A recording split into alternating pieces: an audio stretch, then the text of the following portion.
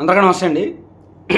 మన ప్రతిపక్ష నేత అంటే ప్రజలు ఇచ్చిన రాజ్యాంగబద్ధమైన ప్రతిపక్ష నేత కాదు, కానీ పార్టీ పరంగా ప్రతిపక్ష నేత ఈ ప్రభుత్వానికి మన రాష్ట్రంలో ప్రతిపక్ష నేతగా ఉన్న జగన్మోహన్ రెడ్డి గారు ప్రధానమంత్రి నరేంద్ర మోదీ గారు అపాయింట్మెంట్ అడిగారు. సో మోదీ గారు ఇస్తారా ఇవ్వరా అనేదే ఇప్పుడు ప్రశ్న.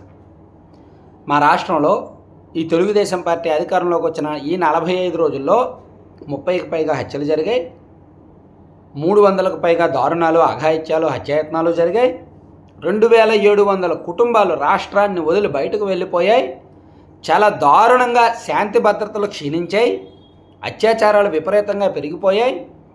సో ఇవన్నీ కట్టడి చేయాలి. దీన్ని నేను వివరించడానికి మీ టైం నాకు ఇవ్వండి, నేను ఇంకా డీటెయిల్స్ మిమ్మల్ని కలిసి చెప్తాను అని జగన్మోహన్ రెడ్డి గారు ప్రధానమంత్రి నరేంద్ర మోదీ గారికి లేఖ రాశారు. లేఖ సారాంశం మనకు తెలుసు, లేఖ ఇంటెన్షన్ అంటే ఆయన ఏ ఉద్దేశంతో లేఖ రాశారో మనకు తెలుసు. దానిలో ఈ వైసీపీ రాజకీయ ప్రయోజనాలు, వ్యక్తిగత ప్రయోజనాలు ఏమున్నాయో మనకు తెలుసు. కానీ నరేంద్ర మోదీ గారు అపాయింట్మెంట్ ఇస్తారో లేదో అనే అంశమే మనం తెలుసుకోవాలి. ఎందుకంటే ఎన్డీఏ పక్షంలో చంద్రబాబు గారు కీలక భాగస్వామి. నరేంద్ర మోదీ గారు ప్రధానమంత్రి అవడానికంటే ముందు ఆయన ఒక బీజేపీలో కీలక నాయకుడు. బీజేపీ అనేది ఎన్డీఏలో భాగస్వామి. అదే ఎన్డీఏలో చంద్రబాబు గారు భాగస్వామి. చంద్రబాబు గారికి ఆంధ్రప్రదేశ్లో ఎన్డీఏకి ప్యూర్ వ్యతిరేకం వైఎస్ఆర్ కాంగ్రెస్ పార్టీ. ఆ వైసీపీకి అధ్యక్షుడు జగన్మోహన్ రెడ్డి గారు. ఆయన నరేంద్ర మోదీ గారికి అపాయింట్మెంట్ అడగడం, నరేంద్ర మోదీ గారు రాజకీయ కోణంలో ఇవ్వాలా, ఎస్ ప్రధానమంత్రిగా ఇవ్వాలా? పోనీ ప్రధానమంత్రిగా ఇవ్వాలి అన్నా ఆయన సీఎంలకే అపాయింట్మెంట్లు ఇవ్వరు. ఒకనొక సందర్భంలో ప్రతిపక్ష నేతకు ఎందుకు ఇస్తారు? అందులోకి ప్రతిపక్ష నేత కూడా రాజ్యాంగబద్ధంగా అన్ని సీట్లు రాలేదు, మరి ఎందుకు ఇస్తారు? ఒక సీఎం అనుకో, మనకు వ్యతిరేక పార్టీ అయినా ఒక పీఎం సీఎంకి అపాయింట్మెంట్ ఇవ్వడం ఆశ్చర్యం ఏమీ లేదు. ఎందుకంటే రేవంత్ రెడ్డి గారు తరచూ వెళ్తున్నారు, కలుస్తున్నారు మోదీ గారిని కదా, చూస్తున్నాం మనం. ప్రత్యర్థి పార్టీలకు చెందిన సీఎంలకు అపాయింట్మెంట్లు ఇస్తారు, కానీ ప్రతిపక్ష నేతలకు అపాయింట్మెంట్లు ఇస్తారా ఇవ్వరా అనేది ఇక్కడ క్వశ్చన్. ఎందుకంటే ఆల్రెడీ వీళ్ళిద్దరి రిలేషన్ మీద కొన్ని అనుమానాలు ఉన్నాయి. ఆ అనుమానాలన్నీ కూడా ఎన్నికల ఫలితాల తర్వాత నివృత్తి అయిపోయినాయి. సర్లే, బీజేపీ హోల్ హార్టెడ్గా ప్యూర్గా టీడీపీతో రిలేషన్ బాగానే ఉంది, ఆంధ్రప్రదేశ్ రాష్ట్రాన్ని ఎంతో కొంత గాడిలో పెట్టాలని చూస్తోంది. అందుకే రాజధానికి నిధులు ఇస్తామన్నారు, ఓఆర్ఆర్కి నిధులు ఇస్తామన్నారు, పోలవరంకి నిధులు ఇస్తామన్నారు, అలాగే బీపీసీఎల్ రిఫైనరీ ప్రాజెక్ట్ కూడా మనకే కేటాయించడంలో కీలక పాత్ర పోషించారు.